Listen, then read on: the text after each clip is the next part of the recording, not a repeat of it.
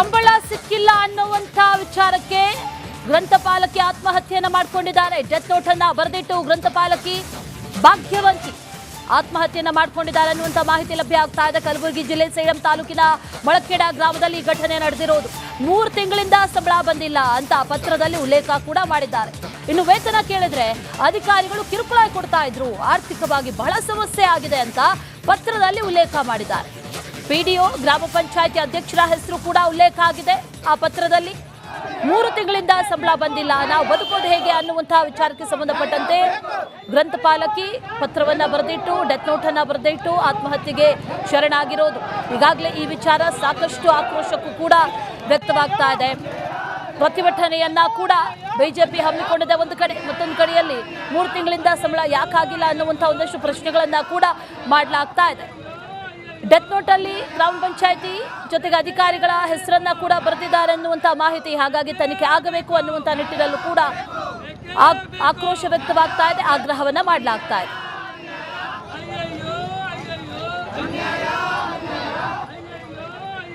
ಇದೇ ವಿಚಾರಕ್ಕೆ ಸಂಬಂಧಪಟ್ಟಂತೆ ಮತ್ತಷ್ಟು ಡೀಟೇಲ್ಸ್ ಅನ್ನ ನೀಡ್ತಾರೆ ನಮ್ಮ ಪ್ರತಿನಿಧಿ ಓಂ ಪ್ರಕಾಶ್ ಮುನ್ನೂರು ನೇರ ಸಂಪರ್ಕದಲ್ಲಿ ಜಾಯಿನ್ ಆಗ್ತಾ ಇದ್ದಾರೆ. ಓಂ ಪ್ರಕಾಶ್, ಗ್ರಂಥಪಾಲಕಿ ಈಗ ಆತ್ಮಹತ್ಯೆ ಮಾಡ್ಕೊಂಡಿರೋದು, ಹಲವರ ಹೆಸರು ಉಲ್ಲೇಖ ಆಗಿದೆ ಅನ್ನುವಂತ ವಿಚಾರ ಈಗ ಕೇಳಿ ಬರ್ತಾ ಇದೆ. ಡೆತ್ ನೋಟ್ ಅಲ್ಲಿ ಏನಂತ ಇದೆ, 3 ತಿಂಗಳಿಂದ ಸಂಬಳ ಯಾಕಾಗಿಲ್ಲ, ಇದಕ್ಕೆ ಏನ್ ಹೇಳ್ತಾರೆ ಅಧಿಕಾರಿಗಳು, ಡೀಟೇಲ್ಸ್ ಏನಿದೆ?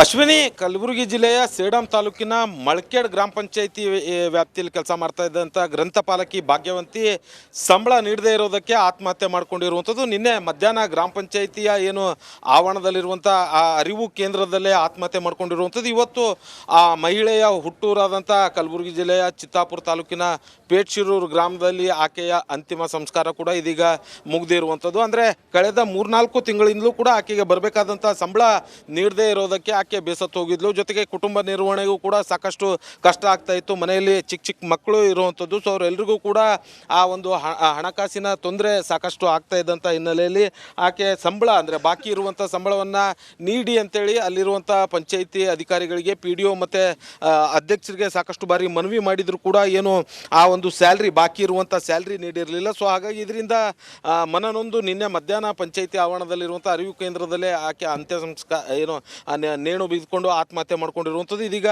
ಆಕೆಯ ಅಂತಿಮ ಸಂಸ್ಕಾರಕ್ಕೆ ಗ್ರಂಥಪಾಲಕರು ಎಲ್ಲರೂ ಕೂಡ ಜಿಲ್ಲೆಯಿಂದ ಸಾಕಷ್ಟು ಜನ ಬಂದಿರುವಂಥದ್ದು, ಜೊತೆಗೆ ರಾಜ್ಯಾಧ್ಯಕ್ಷರು, ಜಿಲ್ಲಾಧ್ಯಕ್ಷರು ಸೇರಿದಂತೆ ಸಾಕಷ್ಟು ಜನ ಬಂದಿರುವಂಥದ್ದು. ಜೊತೆಗೆ ಇಲ್ಲಿರುವಂಥ ಮಹಿಳೆಯರು ಕೂಡ, ಅಂದರೆ ಅವರೆಲ್ಲರೂ ಕೂಡ ಗ್ರಂಥಪಾಲಕಿಯರಾಗಿ ಕೆಲಸ ಮಾಡ್ತಾ ಇದ್ರು. ಸೊ ಅವರು ಕೂಡ ಬಂದಿರುವಂಥದ್ದು. ಅಂದರೆ ಏನೆಲ್ಲ ಕಷ್ಟ ಇರುತ್ತೆ ಅವರಿಗೆ ಅನ್ನೋಂಥದ್ದು ಕೂಡ ನಾನು ನೇರವಾಗಿ ಅವರನ್ನು ಮಾತಾಡಿಸ್ತಾ ಹೋಗ್ತೀನಿ. ಮೇಡಮ್, ಈಗ ಇವ್ರು ನಿನ್ನೆ ಭಾಗ್ಯವಂತಿ ಆತ್ಮಹತ್ಯೆ ಮಾಡ್ಕೊಂಡಿರುವಂಥದ್ದು ಯಾವ ರೀತಿಯಾಗಿ ಕಷ್ಟ ಇತ್ತು ಅಂತ ನಿಮ್ಮ ಹತ್ರ ಹೇಳ್ಕೊಂಡಿದ್ದಾರೆ? ಇಲ್ಲ ಸರ್, ಏನು ಹೇಳ್ಕೊಂಡಿಲ್ಲ. ಆದರೆ ಪೇಮೆಂಟ್ 5-6 ತಿಂಗಳಿಂದ ಆಗಿಲ್ಲ ಅಂತ ಹೇಗಸಿಂದ ಮನೆಯಲ್ಲಿ ಆರ್ಥಿಕ ಪರಿಸ್ಥಿತಿ ಸರಿಯಾಗಿರಲಿಲ್ಲ ಸರ್.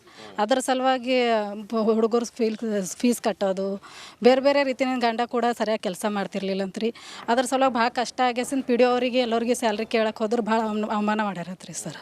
ಹಾಗಾಗಿ ತಾಲೂಕ್ ಪಂಚಾಯತಿ ತನಕ ಹೋಗ್ಯಾರಿ, ಯಾರೂ ರೆಸ್ಪಾನ್ಸ್ ಮಾಡಿಲ್ಲ ರೀ ಸರ್. ಅದಕ್ಕಾಗಿ ಅವರು ಭಾಳ ಕಷ್ಟಪಟ್ಟಿಗೆಸಿಂದ ಸೂಸೈಡ್ ಮಾಡ್ಕೊಂಡಾರೆ.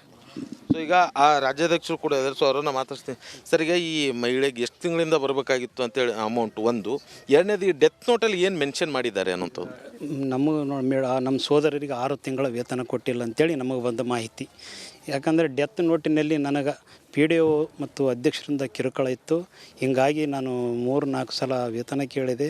ಕೊನೆ ದಿವಸ ನಾನು ಭಾಳ ತೊಂದರೆಯಿಂದ ನನ್ನ ಮಗಳಿಗೆ ಫೀಸ್ ಕಟ್ಟಬೇಕು ಅಂತ ಕೇಳಿದ್ರು ಅವರು ನನಗೇನು ಏನು ಮಾಡ್ಕೊ ಅಂತೇಳಿ ಪಂಚಾಯತ್ ಅಭಿವೃದ್ಧಿ ಅಧಿಕಾರಿಗಳು ಹೇಳಿದ್ರಂತ. ಅದೇ ಒಂದು ಮನಸ್ಸು ನೊಂದುಕೊಂಡು ಸೀದಾ ಗ್ರಂಥಾಲಯಕ್ಕೆ ಹೋಗಿ ಅವರು ಲಾಕ್ ಹಾಕ್ಕೊಂಡು ಡೆತ್ ಮಟ್ಟು ಬರೆದಿಟ್ಟು ಸತ್ತಿದ್ದಾರೆ ಸರ್. ಆಮೇಲೆ ಈಗ ಈ ಪಂಚಾಯತಿಯಿಂದ ನಮಗೆ ವೇತನ ಆಗೋದು ಬೇಡ. ನನ್ನ ಸಚಿವರಲ್ಲಿ ಒಂದು ವಿಜ್ಞಾಪನೆ ಕೇಳೋದು, ಸಚಿವರು ಪ್ರಿಯಾಂಕರಿಗೆ ಅವರಲ್ಲಿ ಕೇಳಿಕೊಳ್ಳೋದೇನೆಂದರೆ 6,000 ಮೇಲ್ವಿಚಾರಕರಿಗೆ ಈ ವೇತನ ಪಂಚಾಯತಿಯಿಂದ ಬೇಡ, ನಮಗೆ ನೇರವಾಗಿ ಜಿಲ್ಲಾ ಪಂಚಾಯತಿಯಿಂದ ಬರಬೇಕಂತೇಳಿ ಮಾಡಿಕೊಡಬೇಕಂತ ಕೇಳ್ತೀನಿ. ಆ ಒಂದು ವೇಳೆ ನಮ್ಗೆ 27 ಅಕ್ಟೋಬರ್ ಒಳಗೆ ಮಾಡಿಕೊಡದಿದ್ದರೆ ನಾವು ಗುಲ್ಬರ್ಗಾದಲ್ಲಿ ಡಿವಿಷನ್ ಆಫೀಸ್ನಲ್ಲಿ ಮುಷ್ಕರ ಮಾಡ್ತು ಅಂತೇಳಿ ನಾವು ಸರ್ಕಾರಕ್ಕೆ ನಾವು ಇದು ಮಾಡೋದು ತಿಳಿಸುತ್ತೇವೆ. ಈಗ ಗ್ರಾಮೀಣಾಭಿವೃದ್ಧಿ ಪಂಚಾಯತ್ ರಾಜ್ ಸಚಿವರು ಕೂಡ ಇದೇ ಜಿಲ್ಲೆಯವರು. ಇಲ್ಲಿರುವಂಥ ಅವರ ಅಡಿಯಲ್ಲಿ ಬರುವಂಥ ಸಿಬ್ಬಂದಿಗಳಿಗೆ ಈ ರೀತಿ ಅನ್ಯಾಯ ಆಗ್ತಾ ಇದೆಯಲ್ಲ ಅಂತ.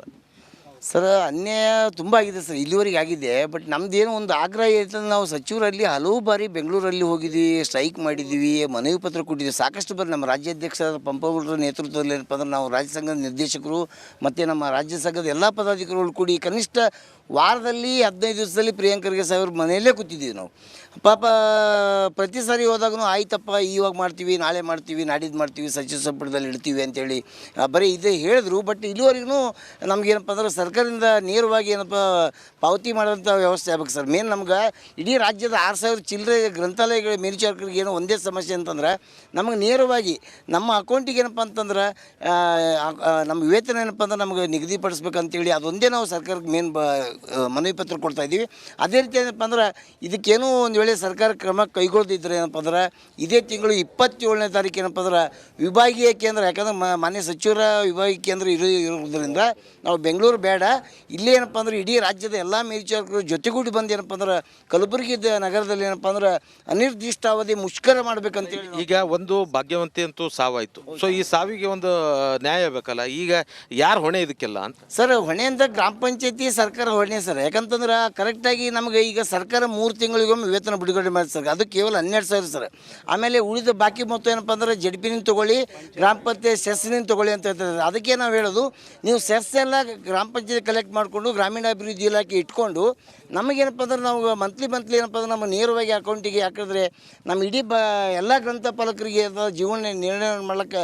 ಯಾಕಂದ್ರೆ ಇಂದಿನ ಆಧುನಿಕ ಯುಗದಲ್ಲಿ ಏನಪ್ಪ ಅಂದ್ರೆ ನೀವೆಲ್ಲ ನೋಡಿರ್ಬೋದು, ಎಲ್ಲ ಕನಿಷ್ಠ ವೇತನ ಹೆಚ್ಚಿಗೆ ಆದಂಗೆ ಈ ಒಂದು ಏನೋ ಒಂದು ಐಟಮ್ ತೊಗೊಳ್ಬೇಕಾದ್ರೆ 5 ರೂಪಾಯಿ ಚಹಾ ಬರಲ್ಲ ಸರ್. ಈಗ 12,000 ರೂಪಾಯಿದಾಗ ಒಂದು ಕುಟುಂಬ ಸಾಕಬೇಕಾದ್ರೆ ಎಷ್ಟು ಕಷ್ಟ ಬರೋದು ಎಲ್ಲ ನಮ್ಮಂಥ ಜನಕ್ಕೆ ಗೊತ್ತಾಗುತ್ತೆ ಸರ್. ಅವ್ರಿಗೆ ಗೊತ್ತಾಗಲ್ಲ ಸರ್ ಅಧಿಕಾರಿಗಳು. ಯಾಕಂದ್ರೆ ಒಂದು ತಿಂಗಳಿಗೆ 1.5 ಲಕ್ಷ 2 ಲಕ್ಷ ರೂಪಾಯಿ ಪಗಾರ ತೋರ್ತಾರೆ ಸರ್. 12,000 ರೂಪಾಯಿದಾಗ ಈ ಹೆಣ್ಮಕ್ಳಿಗೆ ಗಂಡ ಮಕ್ಕಳು ಇವ್ರು ಶಾಲೆ ಬಟ್ಟೆ ಬರೀ ಹೆಂಗಾಗುತ್ತೆ ಸರ್?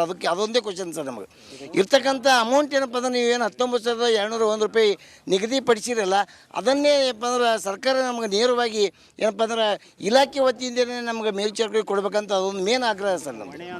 ಮತ್ತೊಂದಷ್ಟು ಕೂಡ ಏನು ಆ ಮಹಿಳಾ ಸಿಬ್ಬಂದಿಗಳಿದ್ದಾರೆ, ಅವ್ರನ್ನ ಮಾತಾಡ್ತೀನಿ. ಈಗ ಅಮ್ಮ, ನೀವು ಒಬ್ಬರು ಭಾಗ್ಯವಂತಿ ಕಳ್ಕೊಂಡು ಆಯಿತು, ಈ ರೀತಿಯಾಗಿ ಸಾಕಷ್ಟು ಜನರಿಗೆ ತೊಂದರೆ ಇದೆ, ಹೇಳ್ಕೊಳ್ಳೋದೇ ಇರುವಂಥ ಪರಿಸ್ಥಿತಿ ಇದೆ.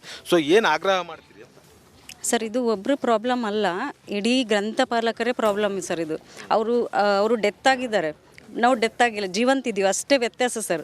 ಎಲ್ಲರದು ಒಂದೇ ಪ್ರಾಬ್ಲಮ್ಮು.